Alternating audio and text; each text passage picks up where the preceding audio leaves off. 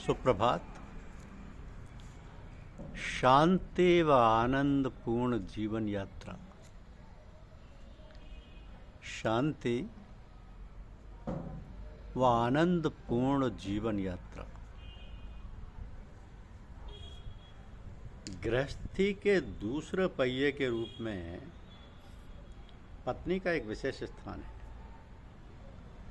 अगर वो वास्तविक जीवन संगिनी बनती, उसके कार्यों में सहयोग करती है, तो शांति व आनंद से जीवन यात्रा संभव हो जाती है।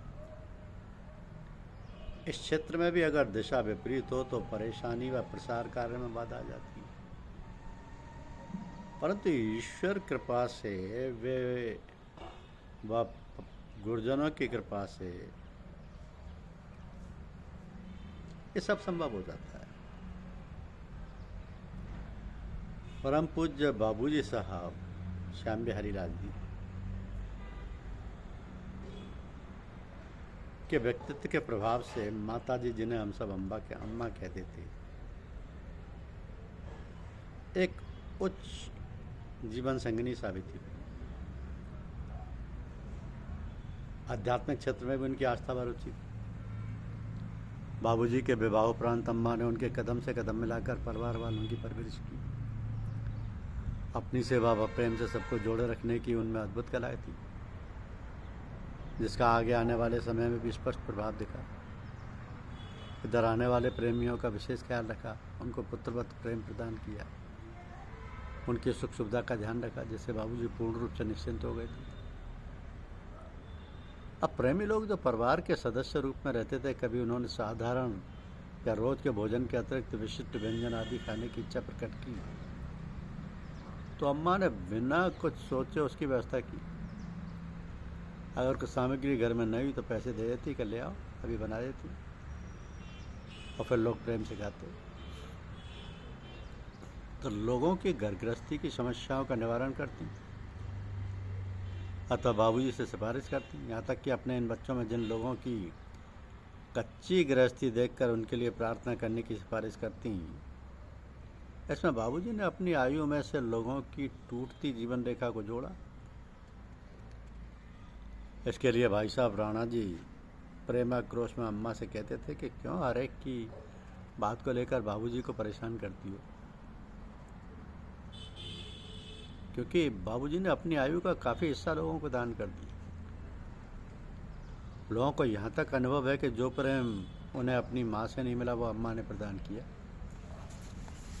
इन सब प्रेमी बच्चों के प्रति प्रेम देखकर एक बार मामा जी ने कह दिया था कि हमारी बिटिया को अम्मा कहलाने का बहुत शौक है। जिसने अम्मा कह दिया, फूली नहीं समाई, उन पर सब कुछ लुटा दिया। अम्मा को ये बात नागवार लगी। इस पर वह अपने एकमात्र भाई से सुबह से शाम तक बोली नहीं। मामा जी इससे दुखी थे, बात करना चाहते थे, जिसे अम्मा टाल रही थी। काफ़ी समय बाद उनको कहना पड़ा, बिटिया मेरी बात बुरी लगी हो तो हम माफ़ी मांग रहे हैं। इस पर अम्मा ने कहा, नाराज़गी की क्या बात, तुमने यहाँ भेज दिया, अब यही मेरा घर है। बाबूजी तुम लोगों से मांगने नहीं गए थे, वो अपने खून पसीने की कमाई से इन सबको परवरिश कर रहे हैं। मेरे लिए ये सब प्रिय है। एक बार तुम लोगों को छोड़ सकती हूँ, पर इन लोगों को नहीं। ये सब हमारे बच्चे हैं।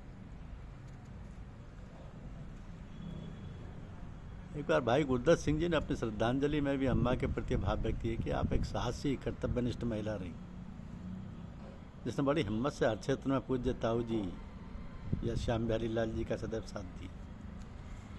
अपनी खुशी को भूलकर दूसरों के गम में शामिल होना एवं अपना गम भूलकर दूसरों की खुशी में शामिल होने का को सदैव तत्पर रहती थी। भक्तों, प्रेमियों और बच्चों में किंचित फर्क नहीं समझती।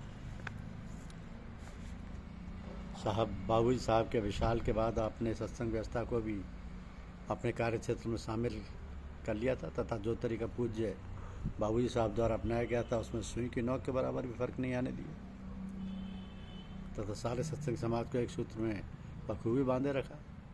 आप जहाँ भी जाती हैं अपने व्यवहार से खुशी का निर्माण कर देती, तथा दुखी व कष्ट पीड़ित को आपकी उपस्थिति मात्र से सुकून महसूस हुआ करता था।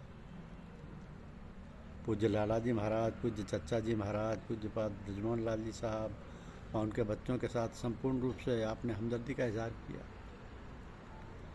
लाला जी साहब के जलसे में आप रसोई की व्यवस्था की देखभाल करती। जब कभी देर हो जाती थी तो दादी जी, जो लाला जी साहब की धर्मपत्नी थी, फ़ौरन कहती, घर की औरतें अब निकल कर आ रही हैं, औरत से क्या कहा जाए। इस प्रकार आप घर की एक सदस्या के रूप में बन गई थी। तो घर में प्रेमी भाइयों के स्त्री व बच्चे आते थे, उनके बीच अनुशासन बनाए रखने में दृढ़ थी कि किसी प्रकार की कोई बात ना उठ सके,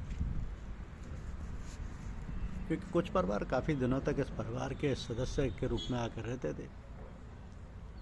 अब बाबूजी के कार्य में सहयोग व लोगों की परवरिश व सहायता था, अपने अपने जेवर गहनों को भी शहर से पेश कर दिया था। वो बिक गया अथवा गिरवी रख दिया गया, जो बाद में छुड़ाया नहीं जा सका। बाबूजी के शरीर छोड़ने के बाद भी आपने अपने प्रिय बच्चों की परवरिश में फ़र्क नहीं आने दिया।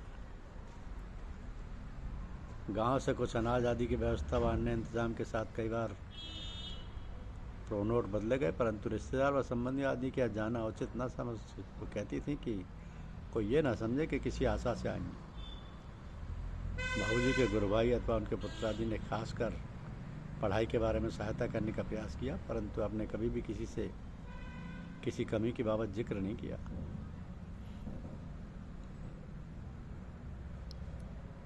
इस प्रकार एक आदर्श धर्मपत्नी के रूप में जीवन गुजारा। आदर्श धर्मपत्नी के रूप में